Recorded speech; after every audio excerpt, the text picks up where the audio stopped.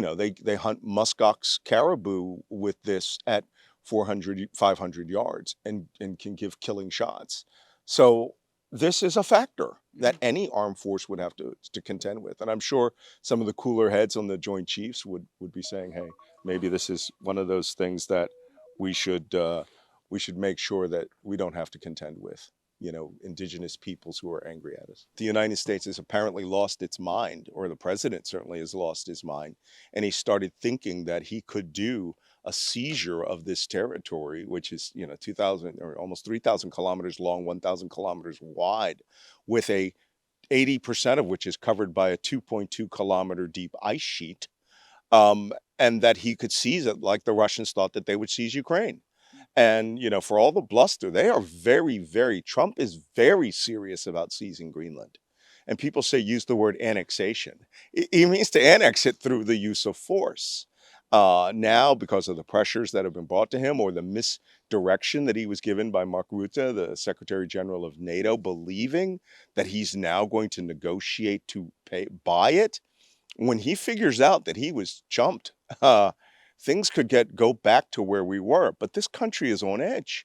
Everyone here, when we lost power due to a natural cause 2 nights ago, this city went into a panic. They thought the Americans were attacking.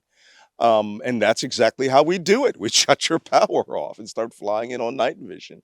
But we're lucky it was just a natural cause, but it's indicative of how people feel. Trump is treating this like his, an imperialist hegemon, right? He is going to take it because he wants it. And he's doing it for his own expansion and his own ego.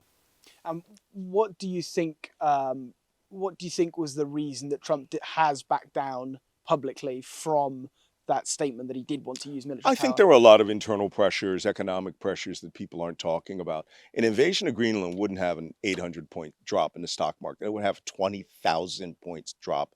It would get so bad that they would stop trading immediately. You would see the collapse of the American economy overnight. All trade to the United States would end the next day. Every airline in the world would stop flying to the United States because you would be in a state of the United States versus NATO war. Because that's what it would be.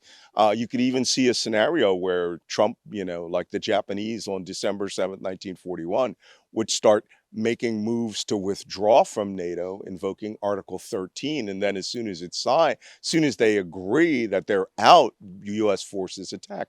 People here are terrified of all of this. And this is one of the most peaceful environments. I hate to say it, to use a popular fiction analogy, but they're sort of like Ewoks, right? These are peaceful, tribal people who live in a subsistence, fishing, survival society with no history of animosity between tribes, much less foreign forces. In fact, they've invited and treated the explorers who founded the North Pole, have become part of the family here in Greenland. And then we get this, you're going to land, invade, and take their land. Well, they have something to say about it too. Indeed, and we've also seen a continued build-up of Danish forces on the island. Right. We understand there are also other European. Yeah, there's a multinational force here. We've seen some of those Danish forces here over the last few days. How might the US read that? Because there are reports that some of Trump's more aggressive language came out of some sort of misunderstanding of what European troops were doing. Yeah, but it was backwards. Yeah. Trump, this is what's weird about him. He only absorbs the information that he wants to absorb when he wants to absorb it. And then he sees things and he acts like, like it just occurred. There were no buildup of troops here prior to his threats. And then when the troops came here to conduct an exercise, which would give him what they were asking for, which is security guarantee that the United States would be aiding in the or Denmark would be aiding in the security of the Arctic. He took it as a personal affront and said, "Oh, we've only said this because Denmark's building up the forces in Greenland." That tells me that he's terrified his plan to take it was foiled by the presence of foreign troops on this land. Now, despite what the Danes say, this is a deterrence deployment. Okay, pardon my language. This is a deterrence deployment. He brought people here.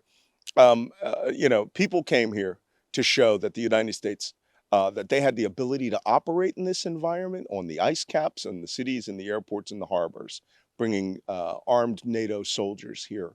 And it apparently has worked, but we'll see when he figures out that there is no deal between Greenland and Denmark. It was a promise done at a conference with a NATO command, NATO Supreme Secretary General. I think that this problem will come right back onto the table. And we've been speaking to locals here about how they feel about it. Of course, as you say, there is a level of frightenness, absolutely, about the idea of American troops, landing on Greenland and starting some sort of conflict. It's also not gone unnoticed the access to weapons among the locals here, has it? It is notable when we talk about deterrence and capabilities.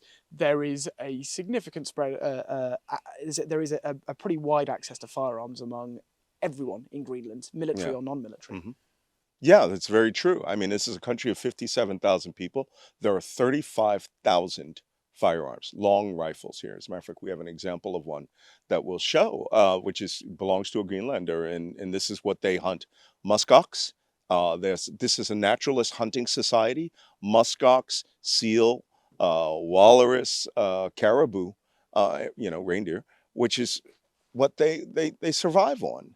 And everyone here hunts. Everyone here shoots. Everyone here is a skilled marksman.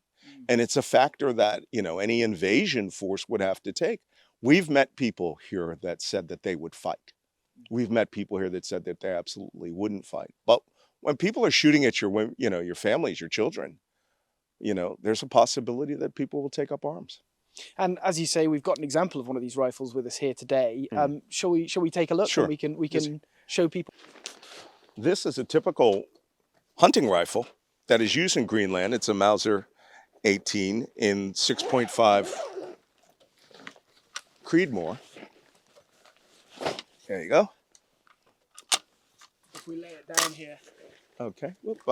Nice. And,